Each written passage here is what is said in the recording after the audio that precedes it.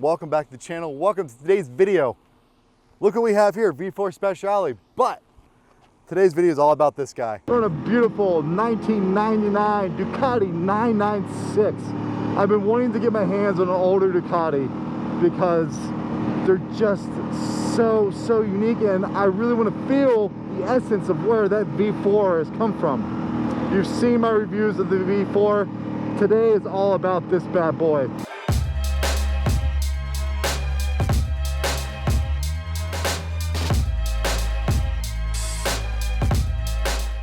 Now I love this V4 Speciale. I love all the technology that Ducati's put into motorcycles, and it shows everything that they've done so far and every place that they're going. They're making these bikes just such great machines.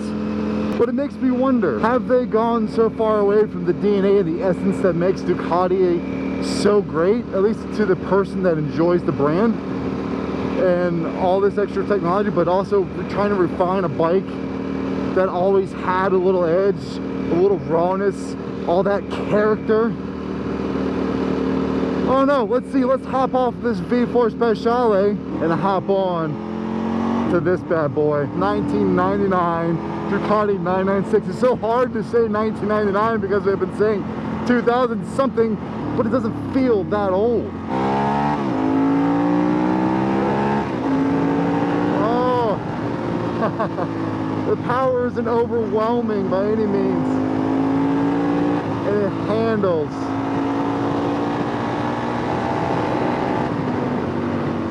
Like most Ducatis, they like to be revved out. They don't like 5,000 and 4,000 RPM. They like 6, 7 higher. And being this doesn't have really any rider aids, it's all you.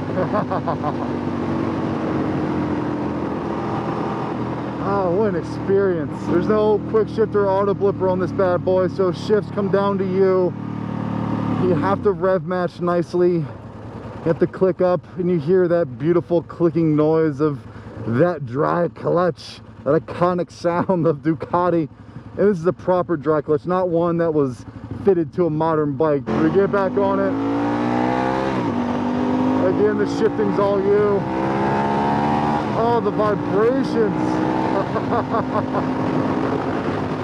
They said the essence of Ducati is the full visceral experience. And that's what's missing nowadays. The sound of the motor, the feel that you get from the engine, that dry clutch clackling away. It's such a great feeling, and this bike provides it in droves. There's so much of it. It leans in effortlessly. It feels light, even though I'm pretty sure this isn't that light. I believe this thing produces around 120 horsepower and about 63 or 68 pound-feet of torque. I love the rawness of it. You know, I've complained, I don't want to say complained, but I've mentioned how I don't like motorcycles that feel too refined, that make everything so freaking easy, like the BMW S1000RR. Insanely good bike, but everything feels so damn simple with that. And you might be thinking, well, why wouldn't you want simple? Like, because I love the riding experience. And to me, my favorite riding experience is feeling the road, feeling the vibrations, feeling that true sensation of speed. I mean, listen to this thing just chatter away. It's so crazy. And I tell you what I really dig about this transmission, no, there's not a quick shifter auto blipper. There's such a mechanical feel to it. Like, you feel the click on the upshifts, and you really feel that click of detail on the downshift. Like, you know for sure that you're going up a gear and down a gear. It's got such great feedback in that regard. The throttle, which is interesting to me, is incredibly smooth. You know, I had the 1199, 1299, now the V4, and the throttle's always been a little twitchy. It hasn't been quite like you twist it and then it does exactly what you expected. You twist it and then it would do something, and then it would do something. So to have a throttle like this on a bike that's 22 years old, I love it. People need to experience these older style Ducatis because they give such a crazy experience. but God, I just love the mechanical connection that this motorcycle has with everything. Those brakes, the clutch, everything. It's so good. It's so manual. And look at our little thing. So I've done plenty of reviews on the V4, especially the V4 Speciale. You know, I love the technology in it, but I wanted to go back in time. I wanted to really understand where that bike came from. And to do that, Brenda was so gracious to let me borrow her gorgeous 1999 Ducati 996. This motorcycle is mechanical. That is how you describe it. Everything has a great feel to it. The transmission, like I described as I'm riding it, just got this click. You know that you're going down in gear, you know that you're going up in gear. The brakes, they're solid. You know, they don't have the crazy touch that the V4 Speciale does, but doesn't need it. The way this twin picks up speed, it's almost effortless. You know, it does need to be revved, and that's kind of indicative of most of the V-twins. This bike has such a timeless look to it. The other part of it that's going to make it timeless is the gauge cluster. You know, we love these beautiful TFT displays around the V4s, but those are going to get dated. You're going to look at those and be like, oh my God, I can't believe we had something that old and god-awful looking. But because these are dials and they're that old analog, it's never going to lose its style. It's always going to look good. And, you know, in another 20 years, God forbid we don't get rid of all the gas engines, this bike is still going to stand the test of time. So Brenda, the owner, really put a lot of carbon fiber parts on this bike, and one of those is your carbon fiber rims. It really reduces that unsprung weight, and you can tell because this bike is so narrow and it's not the lightest, but you can feel how easy it is to transition between turns.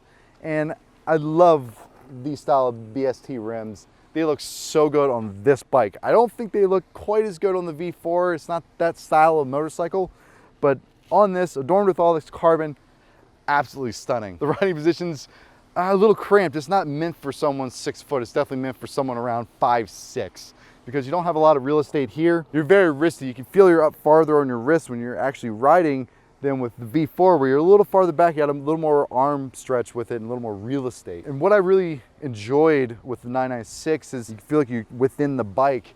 And as the V4s have grown, they're wider now. And something I miss about the older Ducatis is that narrowness, that lightness, where you're like, okay, this doesn't feel like a BMW. It doesn't feel like Kawasaki, where it's got that girth. She's a slim Italian beauty. So again, brakes. I can't gloss over any motorcycle, any car without talking about the brakes because they're so important to me. The feel of them is very good. They're strong, but they're not bitey. Like you grab the brake and they start to slow down and then there's some power, you feel it. They got a ton of confidence in them, and I love, even though these are, again, 22-year-old style Brembo brakes, they're on par with what's out there today. Everything about this 996 is that it's balanced and it's easy, but it still gives you that visceral experience, the vibrations, the sounds, the chatter. It gives you a really pure sense of speed that newer bikes just are getting away from. They give you that almost video game-like feel, and it's so great to go back. I can't thank Brenda enough for letting me ride this thing. I love it. I love that feeling, and that's what gets me into riding. It's not just the speed. Every bike's fast nowadays.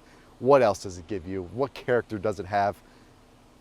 This has that character that you want. I hope you enjoyed this video. It was a blast filming with the 996 and with the V4 Speciale at the same time, jumping back and forth between them. Took a little learning curve to figure out the clutch. I think I stalled that right after hopping off of this one.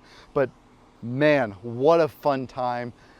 If you've never ridden an old Ducati, I highly recommend it because it really lets you know where these bikes came from, and they're so much fun. But with that, you all have a good one. I'm out.